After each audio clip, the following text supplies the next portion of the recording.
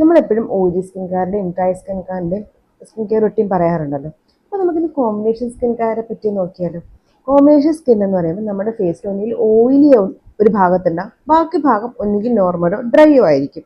അതല്ലെങ്കിൽ ഒരു മെയിൻ ആയിട്ടുള്ള പ്ലേസ്, അതായത് ഞാൻ ഈ ടീ സോണിൻ്റെ കാര്യമാണ് ഫസ്റ്റ് പറയുന്നത്.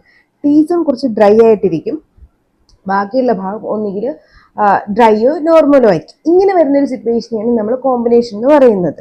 ചിലപ്പോൾ ചില ആൾക്കാർക്ക് ടീ സോണൊക്കെ നോർമൽ ആയിരിക്കും, താടിയുടെ ഭാഗം കുറച്ച് ഡ്രൈ ആയിട്ടിരിക്കും. അതല്ലെങ്കിൽ തിരിച്ചു വരാം. ഇങ്ങനെ രണ്ടോ മൂന്നോ ടൈപ്പ് സ്കിൻ നമ്മുടെ ഫേസിൽ വരുന്ന ഒരു കണ്ടീഷനാണ് നമ്മൾ കോമ്പിനേഷൻ എന്ന് പറയുന്നത്. അപ്പോൾ എല്ലാ കോമ്പിനേഷൻ സ്കിൻകാർക്കും അതുകൊണ്ട് തന്നെ നമുക്ക് salicylic acid face wash use ചെയ്യാനായിട്ട് പറ്റില്ല.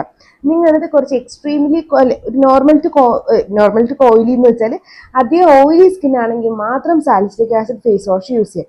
അതല്ലാണ്ട് ഒരു നോർമൽ ഡ്രൈ കോമ്പിനേഷൻ ആണ് നിങ്ങൾക്ക് വരുന്നതെന്നുണ്ടെങ്കിൽ ക്രീം ടെക്സ്ചറുള്ള ഫേസ് വാഷാണ് എപ്പോഴും സേഫ് ആയിട്ടുള്ളത്.